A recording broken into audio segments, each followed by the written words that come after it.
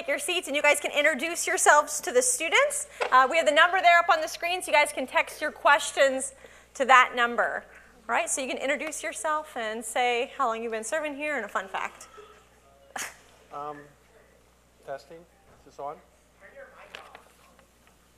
What about this one? Which one?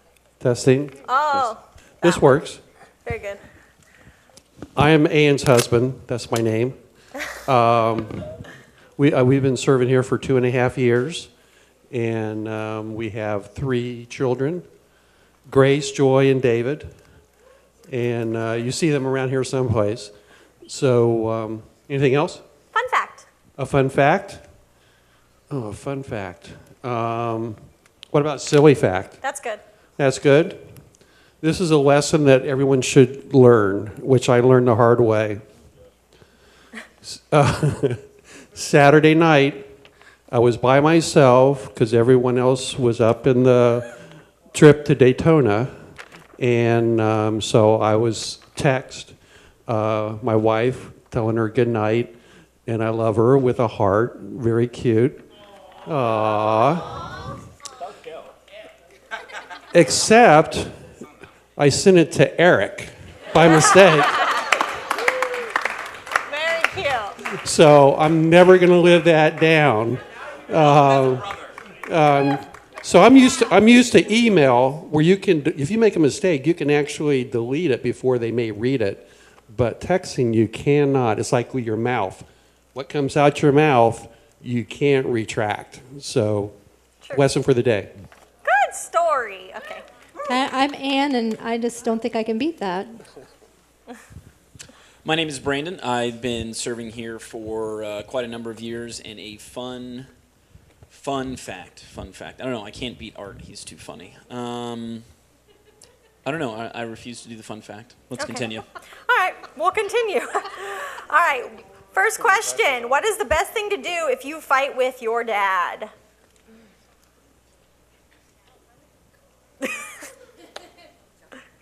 Sorry, I don't have an easy one.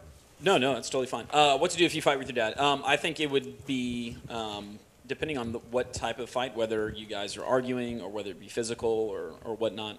But I think it's usually when fighting is happening, it's because there's some understanding that's not being had, whether it's you're not listening or he's not listening or whatever it may be.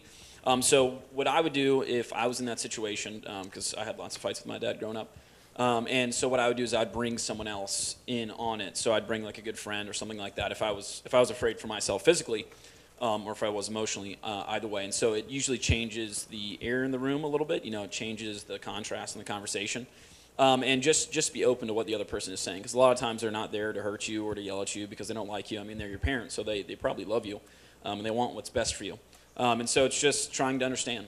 Just be open. You know, don't be thinking of the response beforehand. Just, you know, be open even if it's hard to hear whatever it is they're saying. Good. All right. Next question. Sorry, I'm going to jump to the next question. Is dysfunction only in families? Just only in families? Only in families. That's the question they want to know. Or does it go beyond that to other things? Well, I think anyone can be dysfunctional. Okay. So, yeah. So it goes beyond families. I think it's how, when you're first born, you know, how you work through life, how you do life and so forth, can cause dysfunction. The best way that I've learned about dysfunction is being able to be around people that love you and that care for you, as well as just being in church and loving God. I think that's your strength comes from Him, and if you don't have God, it just makes it more difficult to. It's a tough world, and I wouldn't want to be your age. I'm glad I'm my age. 105.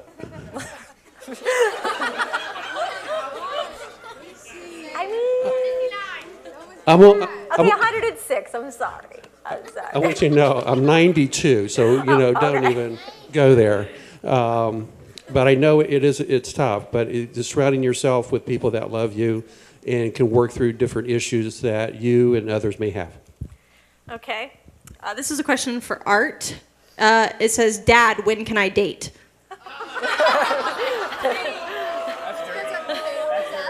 Okay, depends who's asking. They already know this. Yeah, Grace and Joy, they can date when they're 28.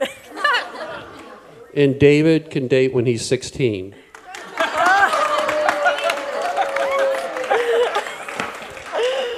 Okay. That's awesome. Okay. What's the most powerful thing God has done in your relationships with your parents? That's a good question.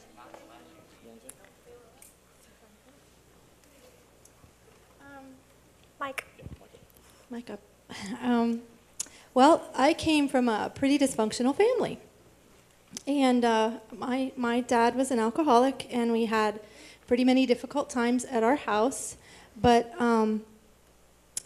once my kids were born, I feel like God restored our relationship to the point where he didn't enjoy us a whole lot growing up, I don't think. But when my kids came, I just feel like God did something different in his heart, and he really, really enjoyed them.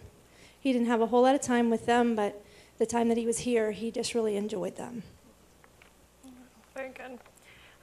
Next question. How do you prevent fighting with people you love? I can answer that. I got one. But I think a big piece of it is humility. So being humble and seeing what you've done wrong in situations or in the circumstance, and saying what part of this issue is mine. And I think humility is the first key to not to fight it all the time. And so I would say that's probably my answer. Anybody else got an answer to that question? I would say being selfish is another one. Thanks. Yeah, I think I just want to go along with the lines of what Kasey was saying, but like last week, the second point of the message was to examine yourself and see that you play a role, because we're not perfect too. And so I think it's interesting when we think of someone as dysfunctional or someone difficult to be with, we automatically think it's like the person sitting next to us, or we think it's someone else. We don't think it's ourselves. And so I think a lot of what Kasey was saying, just to be humble to realize, man, I can be difficult to be with sometimes. Sometimes I have an attitude. Sometimes I'm not understanding. But yet, especially if it's family, I mean, that's all you have in this life sometimes, is your family and the people around you. So you don't want to burn those bridges completely. All right. Last question. If you know your friend is talking about you and you confront them and they deny it, what do you do?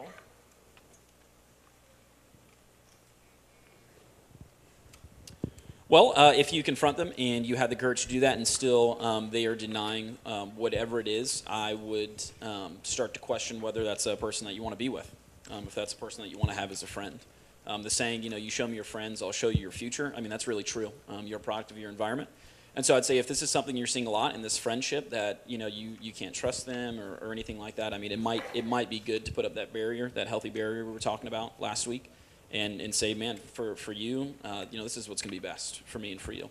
And it's not that you're angry, it's not that you're mad, or it's nothing like that, but that it's just, it would be the healthy thing to do.